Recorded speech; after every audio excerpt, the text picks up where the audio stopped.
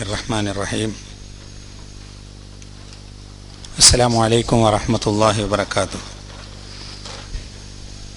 ഈ ലോകത്തെ മുഴുവനും സൃഷ്ടിച്ച് പരിപാലിക്കുന്ന സർവശക്തനും കരുണാമയനുമായ ദൈവത്തിൻ്റെ കരുണാകടാക്ഷങ്ങൾ നമ്മിലെല്ലാവരിലും വർഷിക്കുമാറാകട്ടെ എന്ന് പ്രാർത്ഥിക്കുകയാണ്. പ്രവാചകൻ ജീവിതവും സന്ദേശവും എന്ന വിഷയത്തെക്കുറിച്ചാണ് ഒരു മണിക്കൂർ സമയം ഇവിടെ സംസാരിക്കാൻ ആവശ്യപ്പെട്ടിട്ടുള്ളത്. മുസ്ലിം എഡ്യൂക്കേഷണൽ സൊസൈറ്റി നടത്തുന്ന കേരളത്തിലെ ഏറ്റവും അന്തസ്സുള്ള, നിലവാരമുള്ള, അഭിമാനാർഹമായ ഒരു സ്ഥാപനത്തിലാണ് ഈ പരിപാടി നടക്കുന്നത് എന്നത് എൻ്റെ സന്തോഷം വർദ്ധിപ്പിക്കുകയാണ്. പലപ്പോഴും ലോകത്ത് സമാധാനവും ശാന്തിയും പ്രചരിപ്പിക്കുവാൻ ബാധ്യത ഏറ്റെടുത്തിട്ടുള്ള ആളുകൾ അശാന്തിയും മനുഷ്യർക്കിടയിൽ പ്രയാസങ്ങളും വരുത്തിവെക്കുന്ന ഒരു കാലഘട്ടമാണിത്. വിദ്യാഭ്യാസം വളരുകയും പുതിയ ഗവേഷണങ്ങൾ ധാരാളം ഉണ്ടാവുകയും ചെയ്തെങ്കിലും നിരക്ഷരരായിരുന്ന നമ്മുടെ മുൻ തലമുറക്കാളേറെ പ്രശ്നങ്ങൾ ഉണ്ടാക്കുന്നത് സാക്ഷരരായ നമ്മളാകുന്നു എന്നത് ഈ കാലഘട്ടത്തിൻ്റെ ഒരു സങ്കടമാണ്. നമ്മുടെ കഴിഞ്ഞ തലമുറയിൽപ്പെട്ട ആളുകൾ പലരും എഴുതാനും വായിക്കാനും പോലും അറിയാതിരുന്ന ആളുകളാണ്. ആ തലമുറയുടെ ചില അവസാന കണ്ണികൾ ഇന്നും നമ്മുടെ കുടുംബങ്ങളിൽ ജീവിക്കുന്നുമുണ്ട്. അവർ അധികമൊന്നും പഠിച്ചിട്ടില്ല, അവർ എഴുതിയിട്ടില്ല, അവർ ഗവേഷണം നടത്തിയിട്ടില്ല, അവർ കണ്ടുപിടുത്തങ്ങൾക്ക് നേതൃത്വം നൽകിയിട്ടില്ല. പക്ഷേ അവർ നല്ല ജീവിതം നയിച്ചു. അവർ കുഞ്ഞുങ്ങളെ സ്നേഹിച്ചു. അവർ അയൽപ്പക്കത്തുള്ളവരോട് നല്ല നിലക്ക് പെരുമാറി. ദീനാനുകമ്പയോടുകൂടി അവർ ജീവിതം നയിച്ചു. ഇന്ന് നാം സാക്ഷരരാണ്. കേരളത്തിലെ സാക്ഷരത 100%. ഞാൻ 100% സാക്ഷരത പ്രഖ്യാപിച്ച ഒരു പ്രദേശത്ത് നിന്നാണ് വരുന്നത് എന്ന് ലോകരാഷ്ട്രങ്ങളിൽ എവിടെയെങ്കിലും പറയുമ്പോൾ നമ്മെക്കുറിച്ച് മറ്റുള്ളവർക്ക് കൂടി അഭിമാനമാണ്.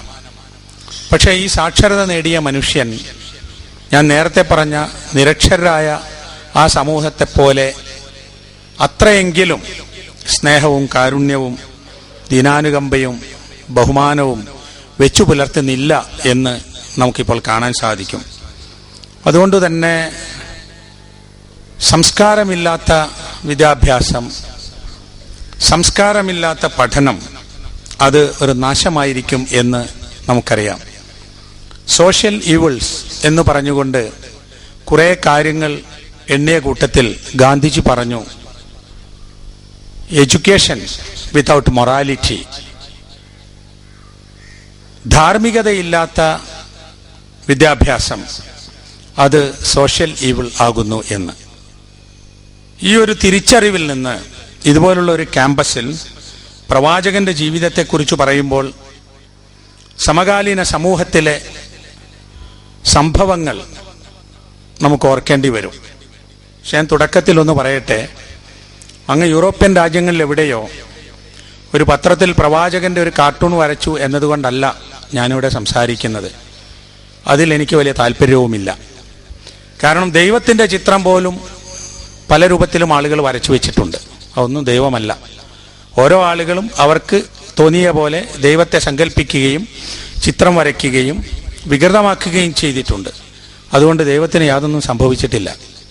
പ്രവാചകനെക്കുറിച്ച് പ്രവാചകൻ നിയോഗിക്കപ്പെട്ട കാലം മുതൽക്ക് തന്നെ മോശമായ നിലക്ക് കവിതകൾ വന്നിട്ടുണ്ട്, മോശമായ നിലക്ക് ആളുകൾ പറഞ്ഞിട്ടുണ്ട്, പലതും പ്രചരിപ്പിച്ചിട്ടുണ്ട്.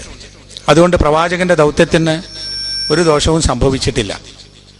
വൈകാരികമായി ഇത്തരം കാര്യങ്ങൾ ഉപയോഗപ്പെടുത്തുന്നത് സത്യത്തിൽ പ്രവാചകനെ കൂടുതൽ മോശമായി ചിത്രീകരിക്കുവാനും ആ സന്ദേശം ഉൾക്കൊണ്ട് ജീവിക്കുന്ന ആളുകൾ വികാരജീവികളായി പോകാനും അതുമൂലം നാശനഷ്ടങ്ങളും ജീവഹാനിയും ഉണ്ടാക്കുവാനുമുള്ള ശ്രമങ്ങളാണ് ഉണ്ടാവുക. നമ്മളിപ്പോൾ കാണുന്നതും അത് തന്നെയാണ്. അതുകൊണ്ട് പ്രവാചകനെതിരിൽ ആക്ഷേപങ്ങൾ ഉണ്ടായാലും ഇല്ലെങ്കിലും ആരാണ് പ്രവാചകൻ എന്നറിയേണ്ടതുണ്ടല്ലോ. അതുകൊണ്ട് മാത്രമാണ് ഈ വിഷയത്തെക്കുറിച്ച് ഞാൻ സംസാരിക്കുന്നത്. ഒന്നാമതായി നമുക്കിടയിലുള്ള ഒരു വലിയ പ്രശ്നം ഭാഷാ പ്രശ്നമാണ്. നമ്മൾ മലയാളികളാണ്. മലയാളത്തിൽ സംസാരിക്കുകയും മലയാളത്തിൽ ചിന്തിക്കുകയും മലയാളത്തിൽ എഴുതുകയും മലയാളത്തിലൂടെ ആശയങ്ങൾ ഗ്രഹിക്കുകയും ചെയ്യുന്ന ആളുകൾക്ക് മലയാളമല്ലാത്ത ഒരു ഭാഷയിൽ പറഞ്ഞ കാര്യങ്ങളെ അതിൻ്റെ പൂർണ്ണാർത്ഥത്തിൽ മനസ്സിലാക്കുവാൻ സാധിച്ചു കൊള്ളണമെന്നില്ല. പ്രത്യേകിച്ചും മതപരമായ ദൈവികമായ വാക്കുകൾക്ക് പൂർണ്ണമായ ഒരർത്ഥം മറ്റൊരു ഭാഷയിൽ നൽകാനും കഴിഞ്ഞുകൊള്ളണമെന്നില്ല.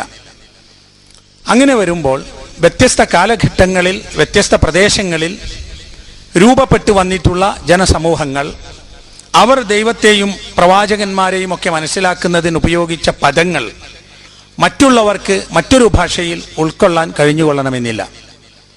എൻ്റെ ഒരു സഹപാഠി ഉണ്ടായിരുന്നു, ജപ്പാൻ സ്വദേശിയാണ്. അദ്ദേഹം ഒരു കാര്യം പറഞ്ഞു. അതായത് പരലോകം എന്ന വാക്ക്, മലക്കുകൾ എന്ന വാക്ക് ജപ്പാനീസ് ഭാഷയിൽ തർജ്ജമ ചെയ്യാൻ സാധ്യമല്ല. ഇപ്പൊ നമുക്കിവിടെ കേരളത്തിൽ, നമ്മുടെ ഇന്ത്യയിൽ മതപരമായ പദങ്ങൾ ഹിന്ദുക്കളും ക്രിസ്ത്യാനികളും മുസ്ലിങ്ങളും ഉപയോഗിക്കുന്ന മിക്കവാറും പദങ്ങൾക്ക് സമാനമായ വാക്കുകൾ ഉണ്ടാകും. ഇപ്പൊ പടച്ചവൻ, ഞാൻ പലപ്പോഴും ദൈവത്തെക്കുറിച്ച് മലയാളത്തിൽ പറയാൻ ആഗ്രഹിക്കുന്ന ഒരു വാക്കാണ് പടച്ചവൻ. കാരണം ഹിന്ദുക്കളും മുസ്ലിങ്ങളും ക്രിസ്ത്യാനികളും വേറെ സമൂഹങ്ങൾ ഉണ്ടെങ്കിലും എല്ലാവരും പച്ച മലയാളത്തിൽ ഉപയോഗിക്കുന്ന ഒരു വാക്കാണ് പടച്ചവൻ, സൃഷ്ടാവ്. പടക്കുക എന്ന നമ്മുടെ നാടൻ മലയാളത്തിന്റെ അർത്ഥം സൃഷ്ടിക്കുക എന്നാണ്. അപ്പൊ സൃഷ്ടാവ് ആയവൻ. അപ്പൊ നമുക്ക് ഒരു ഭാഷയിൽ നിന്ന് മറ്റൊരു ഭാഷയിലേക്ക് ട്രാൻസ്ലേറ്റ് ചെയ്യാൻ ഒരു പ്രയാസവുമില്ല. പക്ഷെ ഇങ്ങനെ ഒരു മതമോ മതപരമായ അടിത്തറയോ ഇല്ലാത്തൊരു ഭാഷയ്ക്ക് ഈ പദത്തെ തർജ്ജമ ചെയ്യാൻ വല്ലാത്ത പ്രയാസമുണ്ടാകും. ഒരിക്കൽ ഓം ശാന്തി എന്ന വാക്കിനെ സംബന്ധിച്ച്, ഓം ശാന്തി, ഞാൻ സംസ്കൃത ഡിക്ഷണറിയിൽ ഓം എന്ന വാക്കിന്റെ അർത്ഥം നോക്കിയപ്പോൾ അതിന് കൊടുത്തിട്ടുള്ളത് സൃഷ്ടാവും നിയന്താവുമായ ഏകേശ്വരൻ എന്നാണ്. സൃഷ്ടാവും നിയന്താവുമായ ഏകേശ്വരൻ എന്നാണ് സംസ്കൃതത്തിൽ ഓം എന്ന വാക്കിന്റെ അർത്ഥം. അള്ളാഹു എന്ന വാക്കിന്റെ അർത്ഥവും സൃഷ്ടാവും നിയന്താവുമായ ഏകേശ്വരൻ തന്നെയാണ്.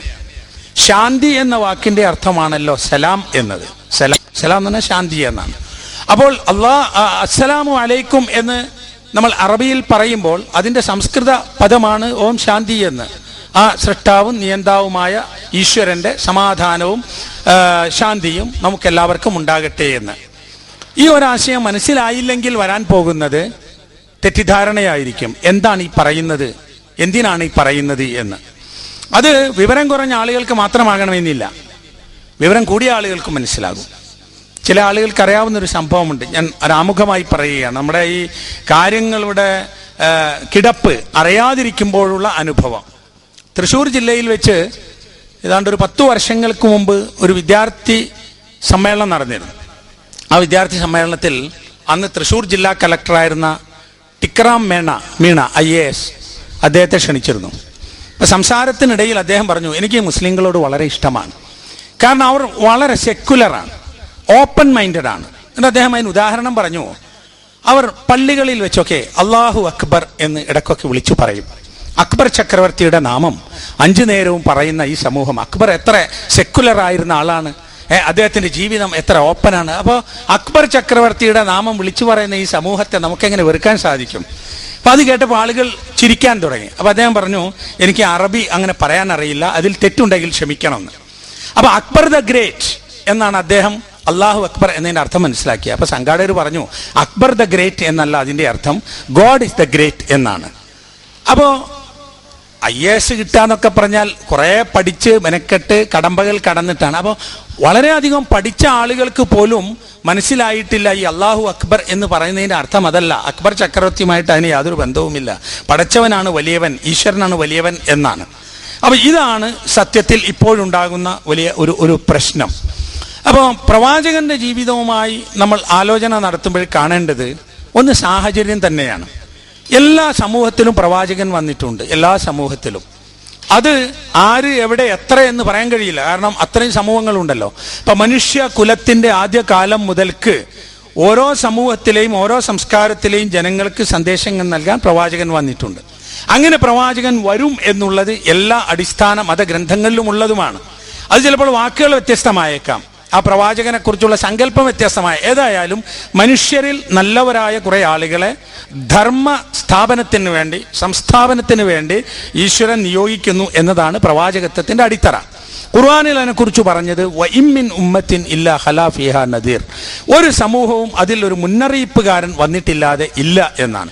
അപ്പോൾ അങ്ങനെ ചരിത്രത്തിൽ പല ഭാഗങ്ങളിലും പലപ്പോഴായി പ്രവാചകന്മാർ അവരുടെ പേരുകൾ തന്നെ എഴുതുകയാണെങ്കിൽ അതിന് ഗ്രന്ഥങ്ങൾ വേണ്ടി വരും. ചില സ്ഥലങ്ങളിൽ വന്ന ചില പ്രവാചകന്മാരുടെ പേര് സാമ്പിളുകൾ മാത്രമാണ് മതഗ്രന്ഥങ്ങളിലുള്ളത്. അപ്പോൾ ഈ പ്രവാചകന്റെ ദൗത്യം എന്താ? പ്രവാചകന്റെ ദൗത്യം ദൈവികമായ സന്ദേശങ്ങളെ ജനങ്ങൾക്ക് എത്തിച്ചു കൊടുക്കുക. അതിൻ്റെ ഇന്റർപ്രിട്ടേഷൻ മാത്രമാണ് പ്രവാചകന് ചെയ്യാനുള്ളത്. മാത്രമല്ല അത് മനുഷ്യന് സാധിക്കുന്നതാണ് എന്ന് ജീവിതത്തിലും കാണിച്ചു കൊടുക്കുക. ഇപ്പോൾ മനുഷ്യന് സാധിക്കാത്ത ആശയങ്ങളെ, അങ്ങനെ കുറെ ഫിലോസഫികൾ ഉണ്ടല്ലോ, അതായത് 10,000 1,000 കൊല്ലമൊക്കെ തന്നെ ചിന്തിച്ചിട്ട് ചില ആശയങ്ങൾ, അതിനെക്കുറിച്ചൊക്കെ ഉട്ടോപ്യ എന്ന് പറയാറുള്ളത്, നടപ്പിലാവില്ല. ആശയം വളരെ നല്ലതാണ്. അപ്പൊ അങ്ങനെയുള്ള ആശയങ്ങൾക്ക് ഒരു നിലനിൽപ്പുണ്ടാവില്ല, ഒരു ഉപകാരവും ഉണ്ടാവില്ല. ചില ആശയങ്ങൾ ബുദ്ധിതലത്തിൽ ഇങ്ങനെ ഉണ്ടായിരിക്കും. പ്രവാചകന്മാരുടെ പ്രത്യേകത അവർ ആശയങ്ങളെ ജീവിതത്തിൽ കാണിക്കുന്നു എന്നതാണ്.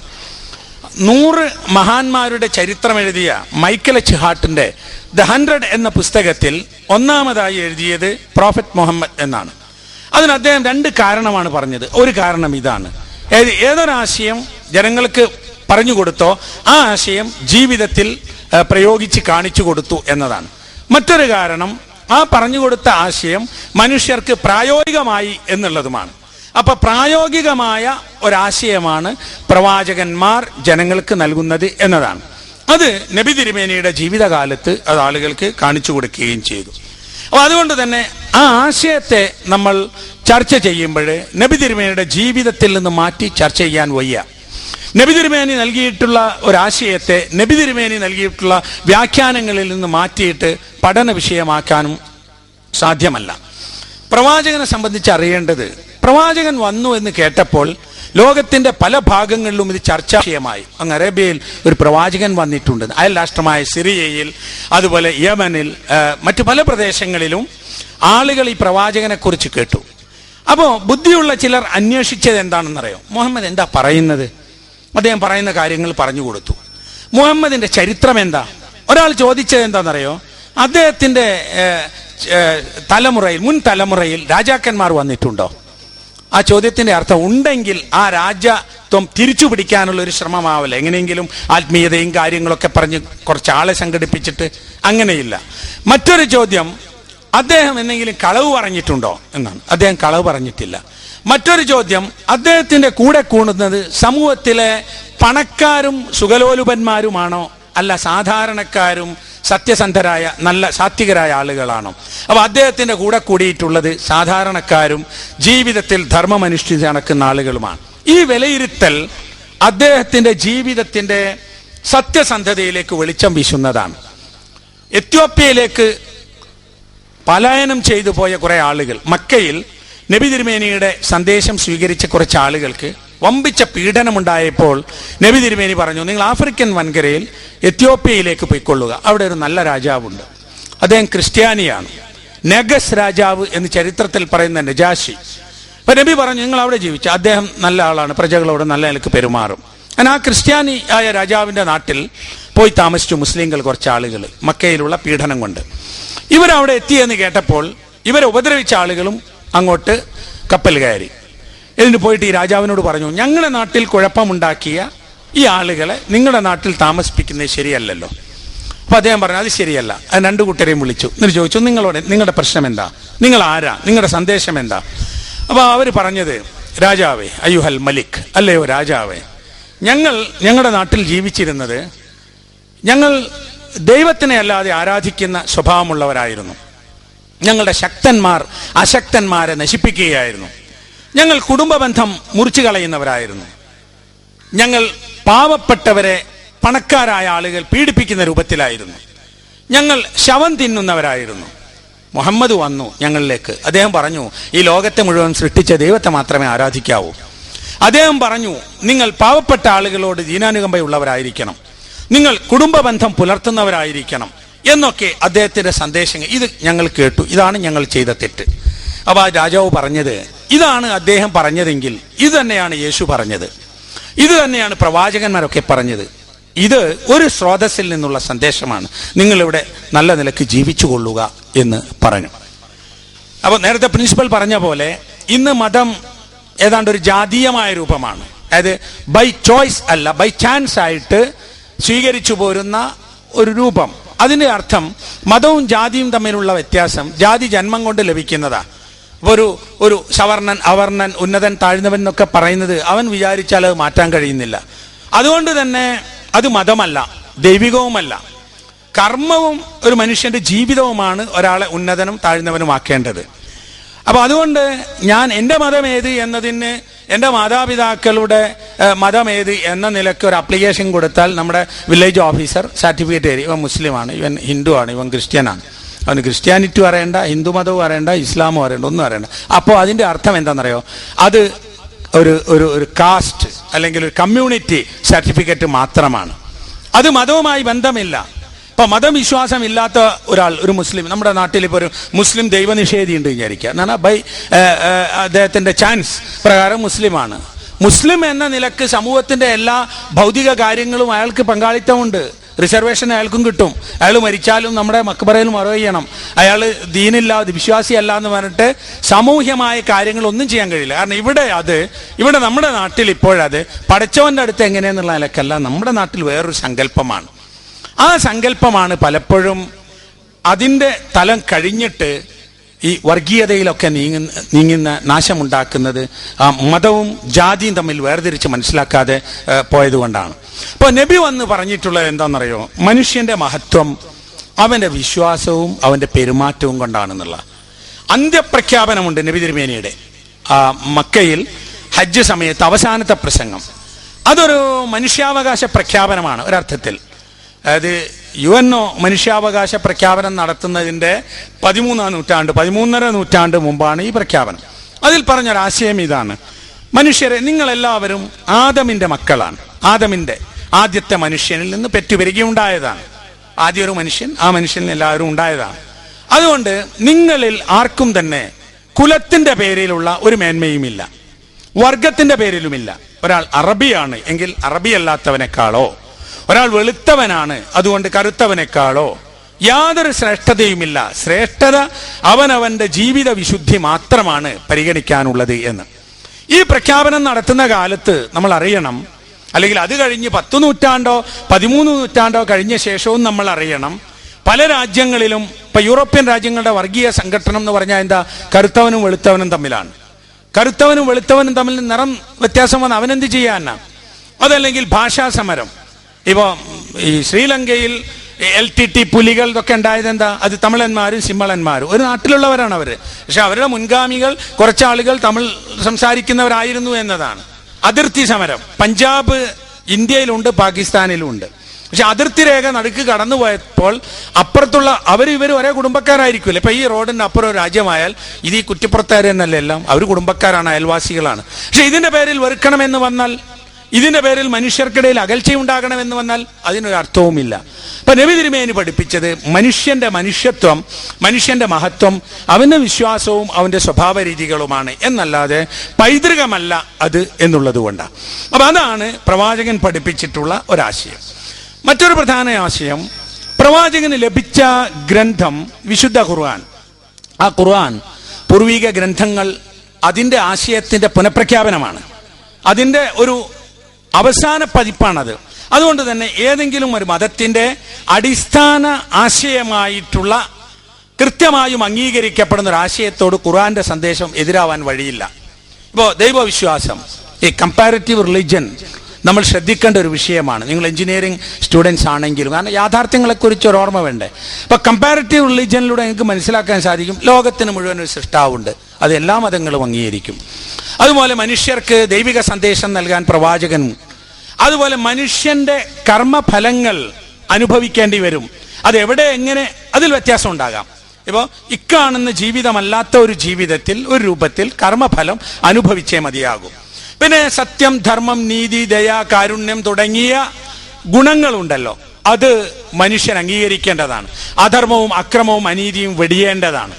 അപ്പൊ ഇത് നമുക്ക് മതഗ്രന്ഥങ്ങളിൽ ഒരുപോലെ കാണാൻ സാധിക്കുന്നത് ഇത് മുഴുവനും ഒരു സോഴ്സിൽ നിന്നുണ്ടാകുന്നത് കൊണ്ടാണ്.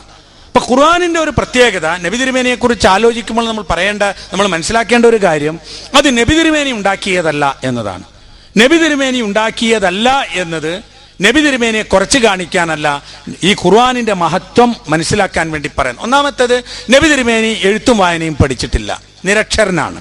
അപ്പൊ നിരക്ഷരനായ ഒരു മനുഷ്യൻ ഖുർആനിന്റെ സന്ദേശങ്ങൾ, അതിലുള്ള ആശയങ്ങൾ കൊണ്ടുവന്നു എന്ന് പറയുന്നത് ഒരിക്കലും സാധ്യമല്ല. നബി തിരുമേനി സ്കൂളിൽ പഠിച്ചിട്ടില്ല, എഴുതാൻ പഠിച്ചിട്ടില്ല, ഗ്രന്ഥങ്ങൾ വായിച്ചിട്ടില്ല എന്നത് ചരിത്ര സത്യമാണ്. പക്ഷെ ആ ഗ്രന്ഥത്തിൽ പറയുന്ന കാര്യങ്ങൾ, കടലിനെ കുറിച്ച് ഖുർആൻ പറഞ്ഞു, നബി കടൽ കണ്ടിട്ടില്ല. ആകാശത്തിന്റെ അത്ഭുതങ്ങളെ കുറിച്ച് പറഞ്ഞു, അതിലെ ഗോളങ്ങളും അതിലെ ഗ്രഹങ്ങളുമൊക്കെ വക്കുല്ലും ഫി ഫലക്കി യസ്ബഹൂൻ, എല്ലാം അതിന്റെ ഭ്രമണപഥത്തിലൂടെ നീന്തിക്കൊണ്ടിരിക്കുന്നു എന്ന് പറഞ്ഞു. മനുഷ്യന്റെ സൃഷ്ടിപ്പിനെ കുറിച്ച് പറഞ്ഞു ഖുർആനിൽ. മനുഷ്യൻ 3 ഇരുട്ടറകളിലായിക്കൊണ്ടാണ് സൃഷ്ടിക്കപ്പെട്ടിട്ടുള്ളത്, ഗർഭാശയത്തിന്റെ ഭിത്തിയും അതിൻ്റെ ഉള്ളിലെ സംവിധാനങ്ങളുമൊക്കെ. അത് പറയണമെങ്കിൽ ആ ഭ്രൂണശാസ്ത്രം എന്ന ശാസ്ത്ര ശാഖ ആ കാലഘട്ടത്തിൽ ഒരിക്കലും വളർന്നിട്ടില്ല. അപ്പൊ അതുകൊണ്ട് തന്നെ ഖുർആനിന്റെ ആശയങ്ങളെക്കുറിച്ചുള്ള പഠനങ്ങളിൽ നിരക്ഷരനായ ഒരു മനുഷ്യൻ കൊണ്ടുവന്ന സ്വന്തമുണ്ടാക്കിയ ഗ്രന്ഥമാണ് എന്ന് പറയാൻ നിവൃത്തിയില്ല. മാത്രവുമല്ല, നബി തിരുമേനിയുടെ ചില പ്രവർത്തികളെ ആക്ഷേപിച്ചുകൊണ്ട് ആ ഖുർആനിൽ നബി തിരുമേനി തെരഞ്ഞെടുത്ത ചില പ്രവർത്തനങ്ങൾ അങ്ങനെയല്ല വേണ്ടിയിരുന്നത് എന്ന സൂചനകളുമുണ്ട്. അപ്പൊ അതുകൊണ്ട് നബി തിരുമേനിയെ കുറിച്ചുള്ള പഠനത്തിന് ഏറ്റവും ആദ്യമായി നമ്മൾ പഠിക്കേണ്ടത് നബി നൽകിയിട്ടുള്ള ഗ്രന്ഥത്തെക്കുറിച്ചാണ്. ആ ഗ്രന്ഥം ആരംഭിക്കുന്നത് വായിക്കണം എന്ന് പറഞ്ഞുകൊണ്ടാണ്. ലോകത്ത് നമുക്ക് ലഭ്യമായ മതഗ്രന്ഥങ്ങളും സാഹിത്യഗ്രന്ഥങ്ങളും അതുപോലെ രാഷ്ട്രീയ മീമാംസ ഗ്രന്ഥങ്ങളും ഇനി എന്ത് ഗ്രന്ഥമാണെങ്കിലും വായിക്കുക എന്ന് പറഞ്ഞുകൊണ്ട് അവതരിച്ചത് ഖുർആൻ മാത്രമാണ്. വായിക്കുക. അപ്പൊ വായിക്കുവാനുള്ള ആഹ്വാനത്തിൽ അതിന് നിബന്ധന പറഞ്ഞു, ഇഖ്റ ബിസ്മി റബ്ബിക്കല്ലദീ ഖലഖ്, സൃഷ്ടാവിന്റെ നാമത്തിൽ വായിക്കാൻ പറഞ്ഞു. അപ്പൊ സൃഷ്ടാവിനെ കുറിച്ചൊരു ആലോചനയാണ്. സൃഷ്ടാവിനെ കുറിച്ച് ആലോചിക്കുമ്പോഴേ അതിൽ അത്ഭുതമുള്ളൂ. ആലോചിക്കാത്തവൻ എന്താ? അപ്പൊ ഞാൻ എന്നെക്കുറിച്ച് ഞാൻ ഇങ്ങനെയായി, എൻ്റെ ശരീരം എന്തുകൊണ്ട് ഇങ്ങനെയായി, എൻ്റെ കണ്ണും കാതും എൻ്റെ അവയവങ്ങളും എന്തുകൊണ്ട് ഇങ്ങനെയായി എന്നതിന് അത് അങ്ങനെ ഉണ്ടായതാണ് എന്നൊരു മറുപടി പൂർണ്ണമല്ലല്ലോ. അത് യാദൃച്ഛികമാണ്, അത് പ്രകൃതിപരമായ ഒരു സംവിധാനമാണ് എന്ന് പറഞ്ഞാൽ മതിയോ? പോരല്ലോ. നിങ്ങൾ ആശുപത്രികളിൽ ഈ ഖുർആനിൽ പറഞ്ഞിട്ടുണ്ട്, നിങ്ങളുടെ ശരീരത്തെക്കുറിച്ച് ആലോചിക്കണം. ഫുസിക്കും, നിങ്ങളുടെ ശരീരത്തെക്കുറിച്ച് ആലോചിക്കണം, നിങ്ങൾക്കൊന്ന് നോക്കിക്കൂടെ. ഇപ്പൊ ശരീരത്തെക്കുറിച്ച് ഇന്ന് കൂടുതൽ വിവരം കിട്ടുക ഹോസ്പിറ്റലിൽ പോയാലാണ്. മധുര മിഷൻ ഐ ഹോസ്പിറ്റലിൽ പോയപ്പോൾ അവിടെ എഴുതി വെച്ചിട്ടുണ്ട് ലോകാരോഗ്യ സംഘടനയുടെ ഒരു സന്ദേശം. എന്താണെന്നറിയോ? മനുഷ്യന്റെ കണ്ണ് വളരെ അത്ഭുതകരമായ ഒരു അവയവമാണ്. അൾട്രാ മോഡേൺ ക്യാമറയേക്കാൾ, ഏറ്റവും പുതിയൊരു ക്യാമറയെക്കാളും ഓട്ടോ ഫോക്കസിങ് സിസ്റ്റം ഒക്കെയുള്ള ഒരു സംവിധാനമാണ് ഈ കണ്ണ്. ചിത്രങ്ങൾ എടുക്കുന്നതും അത് റെറ്റിനയിൽ പതിയുന്നതും അത് പിന്നെ അതിൻ്റെ പ്രതിബിംബം തലതിരിച്ചാക്കുന്നതും അതിൻ്റെ രൂപം അനുഭവിക്കുക. അതുകൊണ്ട് കണ്ണ് വളരെ ശ്രദ്ധിക്കണം എന്നാണ് അവരതുകൊണ്ട് ഉദ്ദേശിക്കുന്നത്. തിരുവനന്തപുരത്ത് ശ്രീചിത്ര ഹോസ്പിറ്റൽ പോയപ്പോൾ അവിടെ എഴുതി വെച്ചിട്ടുള്ളത് മനുഷ്യന്റെ ശരീരത്തിലെ ഏറ്റവും അത്ഭുതകരമായ ഒരു അവയവമാണ് തലച്ചോറ്. ആ തലച്ചോറിൽ വിവരങ്ങൾ ശേഖരിച്ചു വെക്കുന്നത്, വീണ്ടും ഓർത്തു വരുന്നത്. ഞാൻ തലച്ചോറിനെ കുറിച്ച് പറയുന്ന ഒരാളോട് ചോദിച്ചു, ഞാനൊരിക്കൽ എൻ്റെ കൂടെ LP സ്കൂളിൽ പഠിച്ചിരുന്ന ഒരാളെ സ്വപ്നത്തിൽ കണ്ടു. ഞാൻ ഓർത്തിട്ടൊന്നുമല്ല, അങ്ങനെ കൊല്ലങ്ങൾക്ക് മുമ്പുള്ള. അപ്പം ഞാൻ ഇയാളോട് ചോദിച്ചു, ഇതെങ്ങനെയാണ് ഇതിൻ്റെ സ്റ്റോർ ചെയ്തേക്ക്? അപ്പം അദ്ദേഹം പറഞ്ഞു, അത് ആദ്യത്തിൽ നമ്മൾ ഒരു വസ്തു മനസ്സിലാക്കുമ്പം അത് ബ്രെയിനിൻ്റെ മുൻവശത്ത് അതിൻ്റെ വിവരം കിട്ടിയിട്ട് ആവശ്യമുള്ളത് മാത്രമാണ് സ്റ്റോർ ചെയ്യുന്നത്, ബാക്കിയുള്ളത് ഡിലീറ്റ് ചെയ്ത് പോകുന്നു. അപ്പം അതുകൊണ്ടാണ് നമുക്ക് ചിലത് നമ്മൾ ഓർക്കുന്നു, ചിലത് നമ്മൾ വിചാരിക്കാതെ തന്നെ ഓർമ്മയിൽ വരുന്നു. അപ്പോൾ ഞാൻ ചോദിച്ചു, എന്നാൽ ഈ ആവശ്യമുള്ളതും ആവശ്യമില്ലാത്തതും അതാരാണ് അതിനൊരു കമാൻഡ് കൊടുക്കുന്നത്? അപ്പോൾ അദ്ദേഹം പറഞ്ഞു, അത് ഇതുവരെയും പഠനം നടത്തി പൂർത്തിയായിട്ടില്ല എന്നാണ്. അപ്പൊ ഇനിയും പഠിക്കാനുണ്ട് എന്നാണ്. ഹൃദയം, ഒരു പൂർണ്ണ വളർച്ച എത്തിയ മനുഷ്യന്റെ ഹൃദയം 72 തവണ മിടിക്കുമെന്ന ഒരു മിനിറ്റിൽ. കുട്ടികൾക്ക് കുറച്ച് കൂടുതലാണെന്ന്. അപ്പൊ അത് കൂടുതൽ മിടിക്കുന്നതും കുറഞ്ഞു പോയാലും അത് ഹാർട്ട് അറ്റാക്കും പ്രഷറൊക്കെ ആണല്ലോ. അപ്പൊ നമ്മൾ ചികിത്സിക്കുമ്പോൾ ഡോക്ടർമാർ ചെയ്യുന്നത് പെട്ടെന്ന് അത് നോർമലായി കൊണ്ടുവരാൻ ഓക്സിജൻ കൊടുത്തും വേറെ കാര്യം ചെയ്യുന്നു.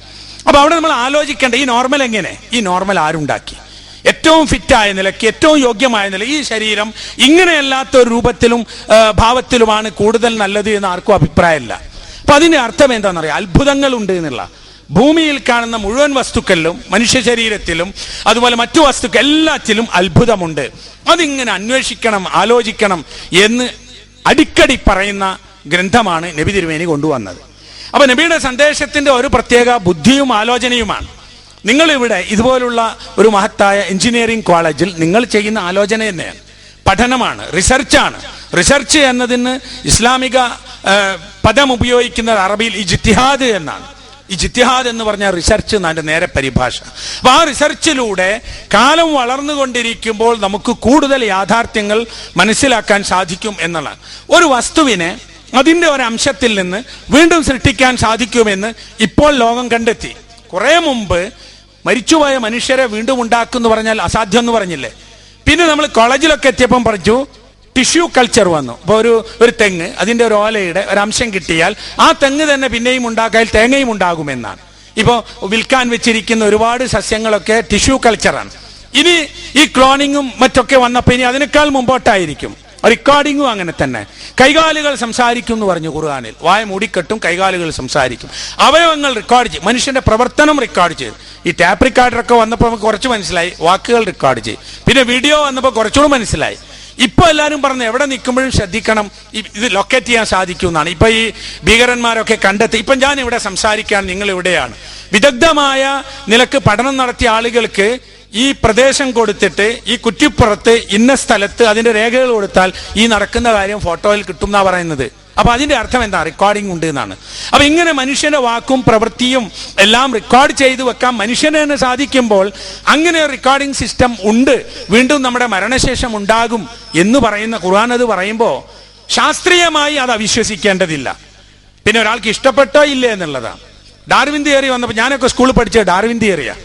ഖുർആൻ പറഞ്ഞത് മനുഷ്യൻ ആദ്യം ഒരു മനുഷ്യനുണ്ടായി, അവന്റെ മക്കളാണ് ബാക്കി മനുഷ്യരുന്ന. ഞാൻ പഠിച്ച സാമൂഹ്യ പാഠ പുസ്തകത്തിലുണ്ട്, അതിന്റെ ക്രമവും കൊടുത്തിട്ടുണ്ട്. എന്താണെന്നറിയോ? ആദ്യത്തെ ഏകകോശ ജീവി, പിന്നെ വലുതായി, അങ്ങനെ അവസാനം ഒരു കുരങ്ങനായി, ചിമ്പാൻസി കുരങ്ങൻ. അപ്പൊ കുരങ്ങനായിട്ട് പിന്നെ ഇങ്ങനെ 4 കാലുള്ള കുരങ്ങൻ എഴുന്നേറ്റ് നിന്നു, അങ്ങനെ കുറെ നടന്നപ്പോൾ വാല് തേഞ്ഞു പോയി, പിന്നെ രോമം പൊഴിഞ്ഞു പോയി, അങ്ങനെ മനുഷ്യനായി. ഇത് ശാസ്ത്രമായിട്ടാ പഠിപ്പിച്ചത്. പക്ഷെ ഇപ്പൊ അത് ശാസ്ത്രമല്ല എന്ന് വന്നില്ലേ? ശാസ്ത്രലോകത്തെ തള്ളിക്കളഞ്ഞു. കാരണം ഒരു നിഗമനത്തെ ശാസ്ത്രം എന്ന് പറയാൻ പറ്റില്ല. ആണെങ്കിൽ എത്ര കൊല്ലം കൊണ്ടാ ഒരു കുരങ്ങൻ മനുഷ്യനാവുക? അതും പഠിക്കണല്ലോ. ഇപ്പൊ നമ്മൾ കുരങ്ങനെ കാണാൻ തുടങ്ങിയിട്ട് ഇപ്പൊ 1000കണക്കിന് വർഷമായി. പക്ഷെ ആ കുരങ്ങൻ ആരും മനുഷ്യനായിട്ടില്ല. അത് തന്നെ ശാസ്ത്രീയമല്ല എന്നതിന്റെ തെളിവാണത്. അപ്പൊ ഞാൻ പറഞ്ഞു വരുന്നത്, ഖുർആൻ നബി തിരുമേനി നൽകിയിട്ടുള്ള സന്ദേശത്തിന്റെ ഏറ്റവും വലുത് ഖുർആൻ തന്നെയാണ്. അപ്പൊ ആ ഖുർആനിലുള്ള പഠനങ്ങളാണ് ഏറ്റവും കൂടുതൽ പ്രവാചകന്റെ സന്ദേശം എന്ന് പറയുമ്പോൾ ചർച്ച ചെയ്യേണ്ടത്, അല്ലാതെ ബഹളങ്ങളും വികാരങ്ങളും ഒന്നുമല്ല.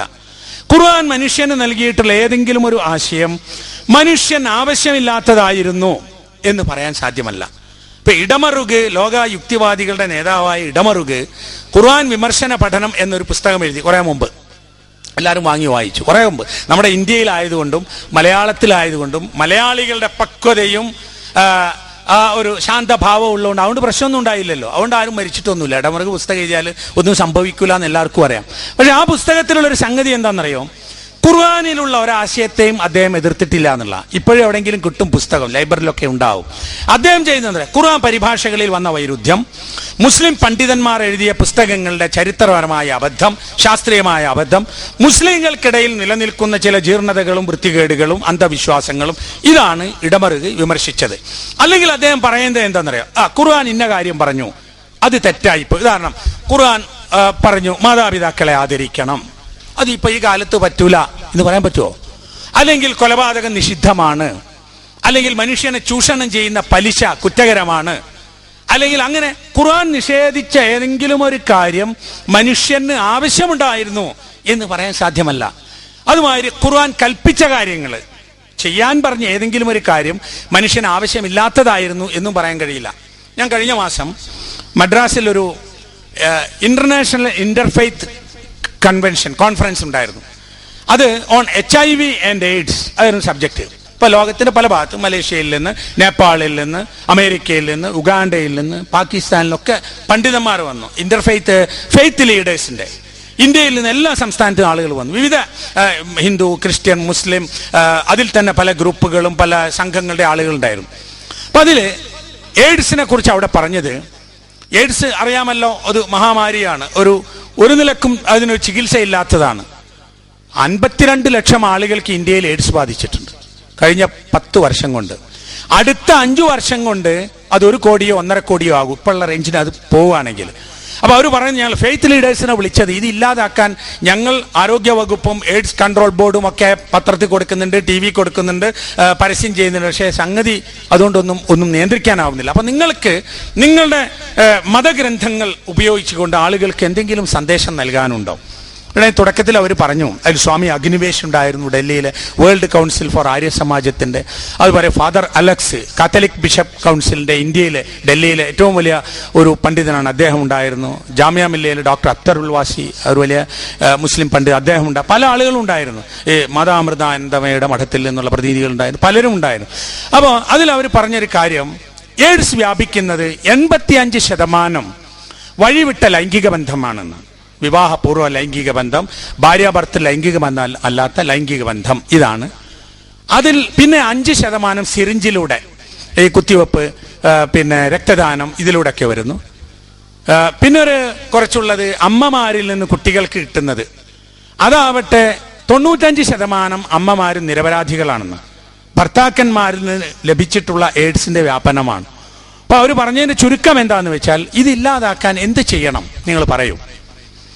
അപ്പൊ അന്ന് ആ യോഗത്തിൽ നമ്മൾക്ക് പറയാനുള്ളത് ഞാൻ പറഞ്ഞ ഇതാണ്, 85% ഇതിന്റെ കാരണം ലൈംഗിക രംഗത്ത് വിശുദ്ധി പാലിക്കാത്തതല്ലേ. അപ്പൊ അതിന് പരിഹാരം എന്താ? പരിഹാരം വ്യഭിചാരം നിഷിദ്ധമാണ് എന്ന് അംഗീകരിക്കണം. അത് ഭൗതിക ശാസ്ത്രപരമായി അംഗീകരിക്കാൻ കഴിയില്ല. പണ്ടല്ലോ ഈ മതം, ദൈവം, ആത്മീയത ഒന്നുമില്ലാത്തൊരു മനുഷ്യൻ, അങ്ങനെയും ചിന്തിക്കണം നമ്മൾ. അങ്ങനെ ചിന്തിച്ചാൽ ഒരേ പ്രവർത്തനം, ഇപ്പൊ ലൈംഗിക ബന്ധം, സ്ത്രീ പുരുഷ ലൈംഗിക ബന്ധം, അത് വിവാഹത്തിലൂടെയുള്ള ലൈംഗിക ബന്ധം പുണ്യകർമ്മമാണ്. വിവാഹമില്ലാതെ നടക്കുന്ന ലൈംഗിക ബന്ധം കുറ്റകരമാണ്. ഇത് ഒന്ന് കുറ്റകരമാണ്, ഒന്ന് പുണ്യകരമാണ് എന്ന് ഞാൻ പറയുന്നത് എൻ്റെ വിശ്വാസം കൊണ്ടാണ്. വിശ്വാസമില്ലാത്ത ഒരാളെ സംബന്ധിച്ചിടത്തോളം ലൈംഗിക ബന്ധം നടക്കുമ്പോഴുള്ള ശരീരശാസ്ത്രപരമായ പ്രവർത്തനം ഒന്നാണ്, അനുഭൂതിയും ആസ്വാദനവും ഒന്നാണ്.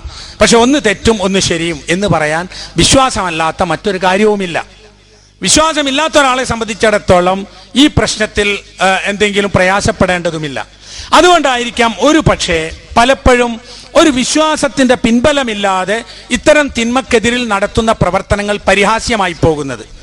ഇത് തുടങ്ങിയ കാലത്ത് 5-10 വർഷം മുമ്പ് കോഴിക്കോട് മെഡിക്കൽ കോളേജിന്റെ അടുത്ത് വലിയൊരു ബോർഡ് ഉണ്ടായിരുന്നു. വേൾഡ് ഹെൽത്ത് ഓർഗനൈസേഷന്റെ ഒരു ബോർഡാണ് അവരെ സന്ദേശം. അതിൽ എഴുതി വെച്ചത് എന്താണെന്നറിയോ? എയ്ഡ്സ് മഹാമാരകമാണ്, പക്ഷെ നിങ്ങൾക്കത് ഒഴിവാക്കാം. അപരിചിതരുമായുള്ള ലൈംഗിക ബന്ധം ഉപേക്ഷിക്കുക, നിർബന്ധിത സാഹചര്യത്തിൽ ഉറ ഉപയോഗിക്കുക. ഇതാണ് അവിടെ എഴുതി വെച്ചത്. അപ്പൊ ഞാനിങ്ങനെ പലപ്പോഴും ഇപ്പൊ ആ ബോർഡില്ല, എങ്ങനെ പോയി എന്നറിയില്ല. എന്റെ മനസ്സിൽ വരുന്ന പ്രശ്നം എന്താണെന്നറിയാം? അതിൽ ആലോചന, അപരിചിതരുമായുള്ള ലൈംഗിക ബന്ധമാണോ കുറ്റം അല്ലെ പ്രശ്നം ഉണ്ടാക്കുന്നത്? അപരിചിതരുമായല്ല, പരിചയം കൂടിപ്പോണാണ് പലപ്പോഴും ഇതിലേക്കൊക്കെ എത്തിച്ചേരുന്നത്. ബന്ധങ്ങളും ലോക്യങ്ങളും പരിചയം. അപ്പൊ ആ പദം പോരാത്, അത് കുറ്റമാണ്, നിഷിദ്ധമാണ് എന്ന് പറയാൻ സാധിക്കണം. അങ്ങനെ പറയുന്നില്ലെങ്കിൽ പരിഹാസമല്ലേ. കോഴിക്കോട് സിറ്റിയിൽ തന്നെ ബംഗ്ലാദേശ് എന്ന് പറയുന്ന ഒരു പ്രദേശമുണ്ട്. ഒരുപാട് തിന്മകളും ജീർണതകളും പ്രയാസങ്ങളും ദാരിദ്ര്യങ്ങളും ഒക്കെ ഉള്ള ഒരു സ്ഥലം. അവിടെ കുറച്ചു മുമ്പ് കുറെ സാമൂഹ്യ പ്രവർത്തകരൊക്കെ അവരെ ഒന്ന് രക്ഷപ്പെടുത്താൻ ശ്രമിച്ചു. അപ്പൊ അവിടെ പോയി പഠനം നടത്തിയപ്പം കണ്ട അത്ഭുതം എന്താണെന്നറിയോ?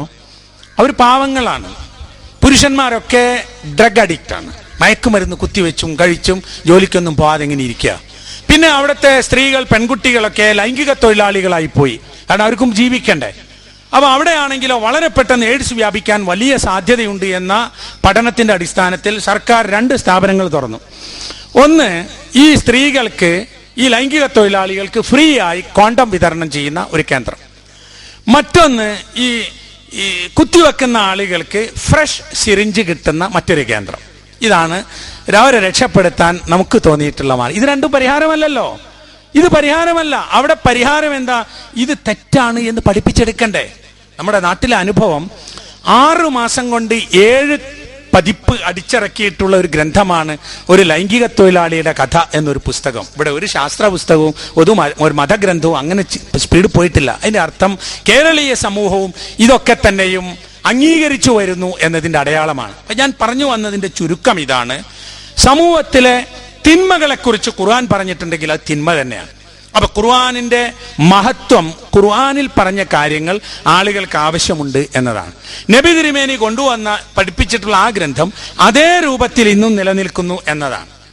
അത് പല ഗ്രന്ഥങ്ങളും അങ്ങനെയില്ല. ഏതെങ്കിലും മ്യൂസിയങ്ങളിലോ താളിയോല ഗ്രന്ഥങ്ങളിൽ ഉണ്ടാവുന്നല്ലാതെ സജീവമായി ലക്ഷക്കണക്കിന് ആളുകൾ മനഃപ്പാഠമാക്കി പാരായണം ചെയ്യുന്നു. മാത്രമല്ല അതിന്റെ ഒറിജിനൽ പതിപ്പിൽ നിലനിൽക്കുന്നു. ട്രാൻസ്ലേഷനിൽ നിന്ന് പിന്നെ ഒറിജിനൽ ഉണ്ടാക്കിയതല്ല. അത് എല്ലാ കാലത്തും പ്രായോഗികവും ശാസ്ത്രീയവുമായിരിക്കും. ഇപ്പൊ ഖുർആൻ പറഞ്ഞൊരു കാര്യം എനിക്ക് ചെയ്യാൻ കഴിയുന്നില്ല, എന്റെ ശാസ്ത്രീയമായ എന്റെ കാര്യം ശരിയാവുന്നില്ല എന്ന് പറഞ്ഞുകൂടാ. ഇപ്പൊ ഖുർആൻ പറഞ്ഞ ആരാധന ആർക്കും ചെയ്യാവുന്നതേ ഉള്ളൂ. പാരമ്പര്യമായ ഒരു മതഗ്രന്ഥം എന്ന നിലക്ക് പാരായണ ഗ്രന്ഥമായി കൊണ്ടുപോയാൽ ഇത്തരം കാര്യങ്ങളെ മനസ്സിലാക്കുവാൻ സാധ്യമല്ല എന്നതാണ്.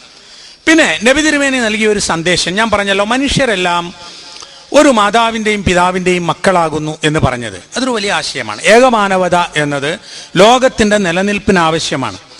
അതിൽ ആളുകൾക്ക് വ്യത്യാസമുണ്ടാകും. ഈ വൈവിധ്യവും ദൈവികമാണ് എന്ന് പറഞ്ഞാൽ ഭാഷാ വ്യത്യാസമില്ലേ, നിറവ്യത്യാസമില്ലേ, വിജ്ഞാനത്തിലെ വ്യത്യാസമില്ലേ, വലിപ്പ വ്യത്യാസമില്ലേ. ഇപ്പൊ വ്യത്യാസങ്ങൾ ഒരു യാഥാർത്ഥ്യമായി കാണുകയും ആശയങ്ങളെ ബുദ്ധിതലത്തിൽ ചർച്ച ചെയ്യപ്പെടുകയും ചെയ്യുക എന്നത് മാത്രമാണ് മനുഷ്യർക്കിടയിൽ ഏകമാനവത നിലനിൽക്കുവാനുള്ള ഏറ്റവും പ്രധാനപ്പെട്ട ഒരു സംഗതി.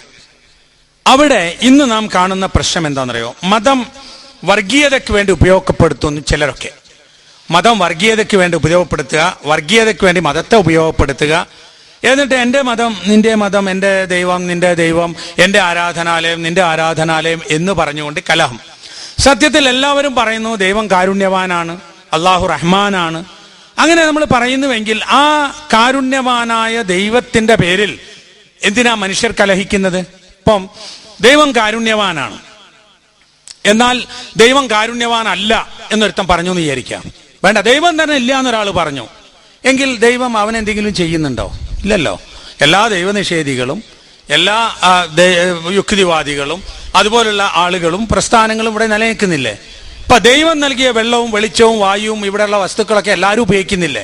ഇപ്പൊ ദൈവം പറഞ്ഞിട്ടില്ല ദൈവത്തെ അംഗീകരിക്കാത്ത ആൾ ഇവിടെ ജീവിക്കണ്ടെന്ന്. പിന്നെ നമ്മൾ എന്തിനാ ദൈവത്തെ ഞാൻ മനസ്സിലാക്കിയ പോലെ മനസ്സിലാക്കാത്തവൻ ജീവിക്കണ്ടെന്ന് വെക്കണോ? അപ്പൊ അതാണ് വർഗീയതയിലേക്ക് എത്തുന്ന പ്രവർത്തനത്തിന്റെ ഏറ്റവും വലിയ ഒരു കാരണം. അതിലാണ് നബി തിരുമേനി പ്രഖ്യാപിച്ച ഒരു കാര്യം, ലൈസ മിന്നാ മൻ ദഅ ഇലൽ അസബിയ്യ. വർഗീയതയിലേക്ക് ക്ഷണിക്കുന്നവൻ എന്റെ കൂട്ടത്തിൽപ്പെട്ടവനല്ല, വർഗീയതയ്ക്ക് വേണ്ടി പ്രവർത്തിക്കുന്നവൻ എൻ്റെ കൂട്ടത്തിൽപ്പെട്ടവനല്ല, വർഗീയതയ്ക്ക് വേണ്ടി യുദ്ധം ചെയ്യുന്നവൻ എൻ്റെ കൂട്ടത്തിൽപ്പെട്ടവനല്ല, വർഗീയതയ്ക്ക് വേണ്ടി മരിക്കുന്നവനും എൻ്റെ കൂട്ടത്തിൽപ്പെട്ടവനല്ല. ഇത് ഇപ്പൊ ഈയിടെ നമ്മുടെ നാഷണൽ ഇന്റഗ്രേഷൻ കൗൺസിലൊന്നും പ്രഖ്യാപിച്ചതല്ല. അതായത് നാട്ടിലെ ആളുകൾ ഒരുപോലെ പോകാൻ വേണ്ടിയിട്ടാണല്ലോ ഈ ദേശീയോത്ഗ്രഥന സമിതിയൊക്കെ. അതുണ്ടാവുന്നതിന്റെ 1400 വർഷം മുമ്പ് നബി പറഞ്ഞ വർഗീയത എനിക്ക് എൻ്റെ മതത്തിൽ വർഗീയതയില്ല, അങ്ങനെ പറയുന്നവനോ ചെയ്യുന്നവനോ പ്രവർത്തിക്കുന്നവനോ എനിക്ക് ഇഷ്ടമല്ല. പിന്നെ മനുഷ്യർക്കിടയിൽ സൗമ്യഭാവവും സ്നേഹവും നിലനിൽക്കണമെങ്കിൽ എന്ത് വേണം? വിട്ടുവീഴ്ച വേണം. വിട്ടുവീഴ്ച വിശ്വാസത്തിലല്ല, വിട്ടുവീഴ്ച ഇടപാടുകളിലാണ്. ഇപ്പൊ ചില ആളുകൾ ഈ രംഗത്ത് ഒരു അബദ്ധം പറ്റും. എന്താണെന്നറിയോ? മനുഷ്യർ വിട്ടുവീഴ്ച വേണം, എല്ലാം മനസ്സിലാക്കണം, സ്നേഹത്തിൽ കഴിയണം, ആരും ആരെയും ഉപദ്രവിക്കരുത് എന്ന് പറയുന്നതും എല്ലാ ചിന്താഗതികളും എല്ലാ സങ്കല്പങ്ങളും എല്ലാ തത്വശാസ്ത്രങ്ങളും ഒന്നാണ് എന്ന് പറയുന്നതും ഒരുപോലെയല്ലല്ലോ. ഇപ്പൊ നബി തിരുമേനി വിട്ടുവീഴ്ച ചെയ്ത രംഗങ്ങൾ നോക്കൂ. നബി തിരുമേനി മക്കയിലേക്ക് വരുന്നു. നബി തിരുമേനി വളരെ കാലം ആഗ്രഹിച്ചു മദീനയിൽ കഴിയുന്ന കാലത്ത് വീണ്ടും തിരിച്ചു മക്കയിലേക്ക് വരണം. എനിക്ക് 15 മിനിറ്റ് കൂടിയാണ് എൻ്റെ അനുവദിച്ച സമയം, അപ്പം നിർത്തുകയും ചെയ്യും, അതിനിടയ്ക്ക് സ്പീഡിൽ പറയാം. അപ്പോൾ നബി തിരുമേനി മക്കയിലേക്ക് വരികയാണ്. മദീനയിൽ നിന്ന് ഒരു വലിയ സംഘം ആളുകളുണ്ട്. ഉംറ എന്ന ആരാധന നിർവഹിക്കാൻ, തീർത്ഥാടനം നിർവഹിക്കാൻ അതിൻ്റെ വേഷം ധരിച്ച് അതിൻ്റെ മന്ത്രങ്ങൾ ഉരുവിട്ട് മക്കയിലേക്ക് വരികയാണ്. മക്കയുടെ കവാടത്തിലെത്തിയപ്പോൾ നബിയെ എതിർക്കുന്ന, നബിയെ ഇഷ്ടപ്പെടാത്ത, നബിയുടെ ശത്രുക്കളായ ആളുകൾ വന്ന് പറഞ്ഞു, മുഹമ്മദേ നീ ഈ വർഷം മക്കയിലേക്ക് വരരുത്, തിരിച്ചു പോണം. ആർക്കാണ് സാധിക്കുക? അതായത് എത്താനായി, ഒരു വിളിപ്പാടകലെ ഹുദൈബിയയിലെത്തി. അവരുടെ ഡിമാൻഡ് ഇത്രയാണ്, ഈ വർഷം നിങ്ങൾ തിരിച്ചു പോകണം, നമ്മുടെ ഒരു അഭിമാന പ്രശ്നമാണ്, അങ്ങനെ നിങ്ങളൊരു ജേതാക്കളായി വരണ്ട. നിങ്ങൾ ഇത് ചെയ്താൽ അടുത്ത വർഷം നിങ്ങൾ ശാന്തരായി വന്ന് ഈ ആരാധന നടത്താം, ഞങ്ങൾ തന്നെ അനുവദിക്കാം. അടുത്ത 10 കൊല്ലക്കാലം നമുക്കിടയിൽ യുദ്ധമുണ്ടാവുകയില്ല എന്നൊരു കരാറും എഴുതാം. അപ്പൊ നബി തിരുമേനി ആലോചിച്ചു, എന്താ വേണ്ടത്? ഇപ്പൊ നമ്മൾ തിരിച്ചുപോയി അടുത്ത കൊല്ലം വരല്ലേ നല്ലത്? ഒരു പ്രശ്നവുമില്ലാതെ അവരെന്നെ പറയുന്നു ശാന്തരായിട്ട് വരാം. അടുത്ത 10 കൊല്ലം ഈ മനുഷ്യർക്കിടയിൽ ആര് തമ്മിലാ? ഇത് ഈ മക്കയിൽ നിന്ന് പോയവരെ അധികം വരാനുള്ളത്, കുടുംബങ്ങളും ആൾക്കാരും ഒക്കെ തന്നെ. ഏതായാലും അവിടെ 10 കൊല്ലക്കാലം രക്തച്ചൊരിച്ചിലില്ലാത്ത ഒരു വാഗ്ദാനമാണ് ഇവർ പറയുന്നത്. നബി ഏതാണ്ട് ഇത് അംഗീകരിക്കാൻ പോവുകയാണ്. സഹാബിമാർ, നബിയുടെ കൂട്ടുകാർക്കൊക്കെ പ്രയാസം, കാരണം ഇവിടെ എത്തിയിട്ട് ഇനിയിപ്പോ ആർക്കും ഉണ്ടാവില്ലേ അഭിമാനത്തിന്റെ പ്രശ്നം എന്നൊക്കെ പറയുന്നത്. നബി എന്ത് ചെയ്തു? നബി പറഞ്ഞു, നമ്മൾ ഇവിടെ വെച്ച് നിർത്തുകയാണ്, ആരാധന ഇവിടെ അവസാനിപ്പിക്കുകയാണ്, ഇത് ഉംറ, നമ്മൾ തിരിച്ചു പോവുകയാണ്. അങ്ങനെ തിരിച്ചു പോകാൻ തീരുമാനമെടുക്കുമ്പോൾ കരാർ എഴുതണം. ആ കരാറിന്റെ ആദ്യ വാചകം ബിസ്മില്ലാഹിർ റഹ്മാനിർ റഹീം, അങ്ങനെയാണ്, അതായത് അള്ളാഹുവിന്റെ നാമത്തിൽ എന്ന് എഴുതുകയാണ്. അപ്പൊ അവർ പറഞ്ഞു, റഹ്മാനുർ റഹീം, റഹ്മാൻ എന്നത് പടച്ചവനെ കുറിച്ച് നീ ഉപയോഗിക്കുന്ന ഒരു വാക്കാണ്, ഞങ്ങൾ അങ്ങനെ ഉപയോഗിക്കാറില്ല. അപ്പൊ ഒരു കരാർ എഴുതുമ്പോൾ 2 കൂട്ടർക്കും പറ്റിയത് എഴുതാൻ പാടുള്ളല്ലോ. അതുകൊണ്ട് റഹ്മാൻ എന്നുള്ളത് വെട്ടണം എന്നാണ്. അപ്പൊ നബി അത് വേണ്ടാന്ന് വെച്ചു, ഒഴിവാക്കി. അതിനർത്ഥം നബി ആദർശത്തിൽ നിന്ന് പോയി എന്നല്ല, റഹ്മാൻ എന്നൊരു വാക്കിന്റെ മുകളിൽ കുടുങ്ങിക്കിടക്കേണ്ട, അപ്പൊ നമ്മൾ കരാറ് പൂർത്തിയാക്കുക എന്നുള്ളതാണ്. പിന്നെ എഴുതി മുഹമ്മദും റസൂലുള്ള, അള്ളാഹുവിന്റെ പ്രവാചകനായ മുഹമ്മദും ഈ മക്കയിലെ ഈ ആളുകളും കൂടി എഴുതുന്ന കരാർ എന്നാണ്. അപ്പോഴും പ്രശ്നം വന്നു, മുഹമ്മദ് അള്ളാഹുവിന്റെ പ്രവാചകനാണ് എന്നുള്ളത് ഇവര് അംഗീകരിക്കുന്നില്ലല്ലോ. അപ്പൊ ഏകപക്ഷീയമായ ഒരു അംഗീകാരം ശരിയാവില്ലല്ലോ. അപ്പോ അതും പ്രശ്നമായി. അപ്പൊ നബി 2 വട്ടം ആലോചിച്ചില്ല. അപ്പൊ മുഹമ്മദ് റസൂലാണ്, ശരി, അത് സത്യമാണ്, അദ്ദേഹം അംഗീകരിക്കുന്നു. പക്ഷെ അവരംഗീകരിച്ചിട്ടില്ലല്ലോ. 2 പേരും ഒപ്പുവെക്കേണ്ട ഒരു കരാറാണിത്. നബി അത് വെട്ടി. നബി എഴുതി അബ്ദുള്ളയുടെ മകൻ മുഹമ്മദും മക്കയിലെ ഇവര്, അത് തർക്കമില്ലാത്തൊരു വിഷയം, അബ്ദുള്ളാന്റെ മകനാണ് മുഹമ്മദ് എന്നുള്ളത്. അപ്പൊ ഈ കരാർ എഴുതുമ്പോൾ വിട്ടുവീഴ്ച തന്നെയാണ്, വിട്ടുവീഴ്ചയാണ്. എനിക്ക് തോന്നുന്നില്ല ഇന്ന് ഇവിടെ മതം പറയുന്ന, മതപ്രവർത്തനം നടത്തുന്ന ആർക്കെങ്കിലും ഇങ്ങനെ വിട്ടുവീഴ്ച ചെയ്യാൻ പറ്റുമെന്ന്. ഒരു മതപ്രസംഗ പരിപാടി ഇപ്പൊ ഇന്ന് ഇവിടെ ഈ കവലയിൽ ഞാൻ മൈക്ക് പെർമിഷൻ എടുത്തെന്ന് പറഞ്ഞാല് വേറൊരുത്തൻ ഇന്നേക്ക് തന്നെ എടുക്കുന്ന എന്തിനാ, നാളെ എടുത്താ പോരെ? ആ 2 കൂട്ടർക്കും പെർമിഷനായി പോയി, പിന്നെ പ്രശ്നം, സംഘർഷം ആവശ്യമുണ്ടോ? അടുത്ത കൊല്ലം വരാമെന്നാ മുഹമ്മദ് നബി പറയുന്നത് ആരാധനക്ക് വേണ്ടി. ഇനി 10 കൊല്ലം നമ്മൾ യുദ്ധം ഉണ്ടാവില്ല എന്നുള്ളൊരു ശുഭപ്രതീക്ഷയിലാണത്. അപ്പൊ അതാണ് നബി തിരുമേനി കാണിച്ചിട്ടുള്ള വിട്ടുവീഴ്ചയുടെ ഏറ്റവും വലിയ ഒരു കാര്യം. അതിന് മതരംഗത്തുള്ള ആളുകൾക്ക് മതത്തിന്റെ അടിസ്ഥാനത്തിൽ ദൈവത്തിന്റെ പേരിൽ ആ ഒരു ബോധമുണ്ടാകണം. നബിയെക്കുറിച്ച് ഖുർആൻ പറഞ്ഞൊരു വാചകം റഹ്മത്തുല്ലിൽ ആലമീൻ എന്നാണ്, ലോകത്തിന്റെ മുഴുവൻ കാരുണ്യം എന്നാണ്. ലോകത്തിന്റെ മുഴുവൻ കാരുണ്യം എന്നുള്ളതിൽ അത് വിഭജിച്ചുകൂടാ, ചെറുതാക്കിക്കൂടാ.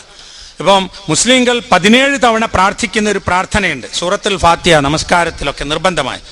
അത് തുടങ്ങുന്നിടത്ത് തന്നെ അൽഹംദുലില്ലാഹി റബ്ബുൽ ആലമീൻ, റബ്ബുൽ ആലമീൻ, ലോകത്തിന്റെ മുഴുവനും രക്ഷിതാവായ അള്ളാഹു എന്നാണ്. അതിപ്പോ മുസ്ലിങ്ങളുടെ രക്ഷിതാവായ എന്നോ അതല്ല അറബിയുടെ രക്ഷിതാവായ, ഇന്ത്യക്കാരുടെ രക്ഷിതാവായ അങ്ങനൊന്നും പറഞ്ഞാൽ ആ പ്രാർത്ഥന പൂർണ്ണമാവില്ല. ലോകത്തെ മുസ്ലിങ്ങളല്ലാത്തവർ, മതമുള്ളവർ, മതമില്ലാത്തവർ, മനുഷ്യർ, പക്ഷികൾ, മൃഗങ്ങൾ, സസ്യങ്ങൾ, എല്ലാറ്റിൻ്റെയും രക്ഷിതാവായത് ആ ഒരു ഓർമ്മയുണ്ടല്ലോ, ആ ഓർമ്മ നിലനിർത്താൻ ഉതകുന്ന പ്രാർത്ഥനയായിരിക്കണം. ആ പ്രാർത്ഥന ചൊല്ലുമ്പോഴും അല്ലേ, ദൈവനാമം ഉച്ചരിച്ചുകൊണ്ടോ രാമനാമം ഉച്ചരിച്ചുകൊണ്ടോ വേറെന്തെങ്കിലും ഉച്ചരിച്ചുകൊണ്ടോ ആളെ കൊല്ലാൻ പോയാൽ, വാളും കുന്തവും ശൂലവും എടുത്തു പോകുമ്പോൾ ദൈവസ്തോത്രം ഉരുട്ടിട്ട് ഒരു കാര്യവുമില്ല. കാരണം എന്താണെന്നറിയോ, ഈ രംഗത്ത് മനുഷ്യന്റെ മനസ്സിൽ മനുഷ്യർക്കുള്ള നന്മയും ലോകത്തിന്റെ നന്മയുമാണ് ഇവിടെ ഉദ്ദേശിച്ചത് എന്ന് കാണാം. ഇനി നബി തിരുമേനി പഠിപ്പിച്ച ജീവിത വീക്ഷണമുണ്ടല്ലോ, അതുകൂടി ഞാൻ സൂചിപ്പിക്കുകയാണ്. കാരണം ഇന്നലത്തെ പത്രത്തിൽ മനോരമയിൽ ഒരു വാർത്തയുണ്ട്, ഒരു റിസർച്ചിന്റെ റിസൾട്ട് എന്താണെന്നറിയോ, ശുഭാപ്തി വിശ്വാസമുള്ള ആളുകൾക്ക് ആണ് മാനസിക ആരോഗ്യവും അതുവഴി ശാരീരിക ആരോഗ്യവും ഉണ്ടാവുക എന്നാണ് ഇന്നലത്തെ പത്രത്തിലുള്ളതാ. ഞാനത് മുഴുവൻ വായിച്ചു. അതിൽ പറഞ്ഞ പോയിന്റ് എന്താണെന്ന് വെച്ചാൽ, ജീവിതത്തിൽ ഒരുപാട് പ്രശ്നങ്ങളുണ്ട്, എല്ലാവർക്കും ജീവിത ക്ലേശങ്ങളുണ്ട്, രോഗങ്ങളുണ്ട്, ദുരിതങ്ങളുണ്ട്, ബുദ്ധിമുട്ടുകളുണ്ട്. ഇങ്ങനെയൊക്കെ വരുന്നത് ഉൾക്കൊള്ളാനും സഹിക്കാനും കഴിയാത്ത ആളുകൾ ആത്മഹത്യ ചെയ്യുന്നു, കൊലപാതകം നടത്തുന്നു, കുഴപ്പങ്ങൾ ഉണ്ടാക്കുന്നു, മാനസിക രോഗികളാകുന്നു, ഉന്മാദം അനുഭവപ്പെടുന്നു, സ്ട്രെസ്, മാനസിക സംഘർഷം, പിരിമുറുക്കം, ഇങ്ങനെ ഒരുപാട് രോഗങ്ങൾ ഇതൊക്കെ ഉണ്ടാവുന്നു. അതിൽ പറയുന്ന അമേരിക്കയിൽ നടന്ന റിസർച്ചാണ്. അതിൽ പറയുന്നത് ശുഭപ്രതീക്ഷയുള്ള ആളുകൾക്ക് എവിടെ ജീവിക്കാൻ കഴിയുന്ന. എന്താ ശുഭപ്രതീക്ഷ? ശുഭപ്രതീക്ഷക്ക് വേണം ഒരു ബേസ്. ആ ബേസ് ഈ ജീവിതം എന്ത് എന്ന ഒരു വീക്ഷണമാണ്. എന്താണ് ഈ ജീവിതം? എന്താ ജീവിതം? ആലോചിക്കണം, അല്പനേരം ഒഴിഞ്ഞിരുന്ന് ആലോചിക്കണം. നമ്മളിവിടെ ജനിച്ചു, നമ്മൾ ജനിച്ചതിന് നമ്മൾ പ്രത്യേകിച്ചൊന്നും ചെയ്തിട്ടില്ല. നമ്മൾ ജനിച്ചു, നമ്മളായിത്തീരുന്നതിന് മാതാപിതാക്കളും പ്രത്യേകിച്ചൊന്നും ചെയ്ത. അത് ആ ജീവിതം എങ്ങനെയാകണം എന്നത് ഒരു നിയമമുണ്ടാകണം. ആ നിയമത്തിലാണ് ഇത് ഇക്കാണുന്ന ജീവിതത്തിന്റെ നേട്ടകോട്ടങ്ങൾ, അത് മാത്രമാണ് ജീവിതം എന്ന വിശ്വാസം മനുഷ്യന് ശുഭപ്രതീക്ഷ നൽകില്ല.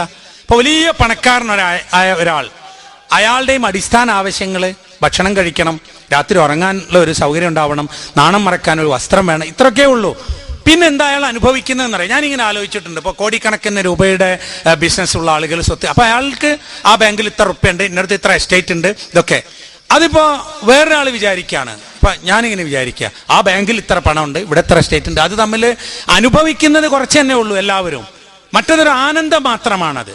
അപ്പൊ ജീവിതം, ഇക്കാണുന്ന ജീവിതം മാത്രമാണ് ജീവിതം എന്ന ഒരു ജീവിത വീക്ഷണമാണ് മനുഷ്യനെ അത്യാർത്ഥിയും അഹങ്കാരിയും ജീവിതത്തിൽ അഹംഭാവമുള്ളവനും ആഡംബരപ്രിയനും ഒക്കെ ആക്കി തീർക്കുന്നത്. അപ്പൊ ഈ ജീവിതത്തിൽ കിട്ടിയത് കൊണ്ട് ശാന്തനായി തൃപ്തിപ്പെട്ട് ജീവിക്കാൻ സാധിക്കണം. അതാണ് ശുഭാപ്തി വിശ്വാസം എന്ന് പറയുന്നത്. അതുള്ളവനുണ്ടല്ലോ സംതൃപ്തി ഉണ്ടാവും. എനിക്കറിയാം, നിങ്ങൾക്കൊക്കെ അറിയാം. ഇപ്പൊ ഒരു കടയിൽ അല്ലെ കടത്തിണ്ണയിൽ രാത്രി ശാന്തനായി കിടന്നുറങ്ങുന്ന ഒരാൾ, അല്ലെ അയാളുടെ കുടുംബവും കുഞ്ഞുങ്ങളും ഒക്കെ അവിടെ തന്നെ ഭക്ഷണമൊക്കെ ഉണ്ട്, അവർക്ക് ഉറക്കം വരുന്നുണ്ടല്ലോ രാത്രി കിടന്നാൽ. പക്ഷെ ഇതെല്ലാം സമ്പാദിച്ചു വെച്ച ആളുകൾ ഉറക്കം വരാത്തവരും ഉണ്ടല്ലോ. അപ്പൊ എന്താണ് ഈ ജീവിതം? അപ്പൊ ജീവിതത്തിന്റെ ശുഭാപ്തി വിശ്വാസം, നല്ലൊരു മനുഷ്യനായി ജീവിക്കുക, നല്ല മനുഷ്യൻ. എന്നിട്ട് എന്താണ് നമുക്ക് ലഭിക്കുന്നത്? അതാണ് നമുക്കുള്ളത്. അത് പോയി എന്നതുകൊണ്ട് ബേജാറാവാതെ, വെപ്രാളപ്പെടാതെ, ഭ്രാന്തനാവാതെ, ആത്മഹത്യ ചെയ്യാതെ ഇരിക്കുവാൻ സാധിക്കും. അതാണ് ജീവിത വീക്ഷണം. പിന്നെ മതത്തെ ചൂഷണത്തിന് ഉപയോഗിക്കുന്ന ആളുകൾ, അതും ശരിക്കു പറഞ്ഞാൽ നബി തിരുമേനിയുടെ ജീവിതത്തിന്റെ ഏറ്റവും പ്രധാനപ്പെട്ട ഒരാശയമാണ്. മതത്തെയും ദൈവത്തെയും ചൂഷണത്തിന് ഉപയോഗിക്കുന്നു ചില ആളുകൾ. അവരെന്താ ചെയ്യുന്നത്? അവർ ചെയ്യുന്നത് ദൈവത്തിന്റെ പേരിൽ ആളുകളിലേക്ക് പ്രത്യക്ഷപ്പെടും. ഞാൻ ദിവ്യനാണ്, സിദ്ധനാണ് എന്നൊക്കെ പറഞ്ഞ് ദൈവത്തിന്റെ ആള്. എന്നിട്ട് ആളുകളോട് പറയും, നിങ്ങൾ പാവങ്ങൾ, കുറ്റം ചെയ്തവർ, മോശക്കാർ, നിങ്ങൾ പറഞ്ഞാൽ ദൈവം കേൾക്കില്ല പ്രാർത്ഥിച്ചാൽ, അതുകൊണ്ട് ഞങ്ങൾ ഇടപെടാം, നിങ്ങൾ ഞങ്ങളോട് പറഞ്ഞാൽ മതി. ശരി, എന്നാ നിങ്ങൾ പ്രാർത്ഥിച്ചു തരുമോ? ഇല്ല, അതിന് പണം തരണം, നേർച്ച വേണം, കാണിക്ക വേണം, പൂജാവസ്തുക്കൾ വേണം. അപ്പോ പാവപ്പെട്ട മനുഷ്യനെ ദൈവത്തിലേക്ക് എത്തിക്കുവാൻ വേണ്ടി ഇടത്തട്ട് കേന്ദ്രങ്ങൾ ഉണ്ടായി, ചൂഷണ കേന്ദ്രങ്ങൾ എല്ലാവരിലും ഉണ്ടാവും, മുസ്ലിങ്ങളിലും ക്രിസ്ത്യാനികളിലും ഹിന്ദുക്കളിലും ഒക്കെ. അവര് ചെയ്യുന്നത് മനുഷ്യന്റെ പണം വാങ്ങുക എന്നുള്ള. പണം വാങ്ങാത്ത ഇത്തരം ഒരു കേന്ദ്രവും നിലനിൽക്കൂല. ഒരു കേന്ദ്രവും മനുഷ്യന്റെ പണം വാങ്ങിയിട്ട് ദൈവത്തിലേക്ക്. ദൈവത്തിന് എന്തിനാ പണം? ദൈവത്തിന് പണം ആവശ്യം, ഇതെല്ലാം ദൈവത്തിൻ്റെതാ. ഞാൻ എത്ര ആലോചിച്ചിട്ടും മനസ്സിലാക്കാൻ എനിക്ക് പിടികിട്ടാത്തൊരു കാര്യമുണ്ട്. താജ്മഹലിനുള്ളിൽ ഷാജഹാൻ ചക്രവർത്തിയുടെയും മുംതസ് മഹലിന്റെയും ഖബറുണ്ടല്ലോ. ഷാജഹാന്റെ ഭാര്യയോടുള്ള സ്നേഹത്തിന്റെ പ്രതീകം അതാണ് താജ്മഹൽ. ആ ഖബറിന്റെ അടുത്ത് ഒരാൾ നിന്നിട്ട് പൈസ വാങ്ങിയിടുന്നുണ്ട്, ഒരു പെട്ടി, ഷാജഹാൻ ചക്രവർത്തിയുടെ ഖബറിൽ. അപ്പൊ ഞാൻ അവിടെ പോയപ്പോ അവിടെ ഒരു പൂജാരി. അപ്പൊ ഞാൻ ചോദിച്ചു, എന്തിനാ അത്? ഷാജഹാൻ പണം. ഷാജഹാൻ എന്തിനാ പണം? ഷാജഹാൻ ചക്രവർത്തി വലിയ ആളല്ലേ, ലോകം ഭരിച്ച ഒരു വലിയ മനുഷ്യൻ. അപ്പൊ എന്താ പ്രശ്നം എന്ന് വെച്ചാല് അവിടെ എത്തുമ്പോൾ നമ്മൾ ദുർബലരാവുകയാണ്. ഇപ്പൊ ദൈവത്തിലൊക്കെ എത്താൻ അങ്ങനെ വലിയൊരു പണ്ഡിതനോ ഒരു വലിയ ഭക്തനോ ആയിരുന്നു ഷാജഹാൻ എന്നൊരു ചരിത്രത്തിൽ ഇല്ലതാണ്. അപ്പൊ മനുഷ്യന്റെ പേരിൽ, ദൈവത്തിന്റെ പേരിൽ പിശാചുക്കളെ കാണിച്ച്, അതുപോലെ ദിവ്യന്മാരെ കാണിച്ച്, പുരോഹിതന്മാരെ കാണിച്ചൊക്കെ ദൈവത്തിനും മനുഷ്യർക്കും ഇടയിൽ ഇടത്തട്ട് കേന്ദ്രങ്ങളുണ്ടായി പണം വാങ്ങുന്ന, മതത്തെ ചൂഷണം ചെയ്യുന്ന ആളുകളുണ്ട്. നമ്മൾ മനസ്സിലാക്കേണ്ടത്, ദൈവം മനുഷ്യന്റെ മനസ്സറിയും, എല്ലാ ഭാഷയും മനസ്സിലാവും, ഏതാൾക്കും ദൈവത്തോട് പ്രാർത്ഥിക്കുകയും ചെയ്യാം. അങ്ങനെ പ്രാർത്ഥിച്ചാൽ ദൈവം കേൾക്കും, കുറ്റം പുറത്തു തരും, മാപ്പാക്കും.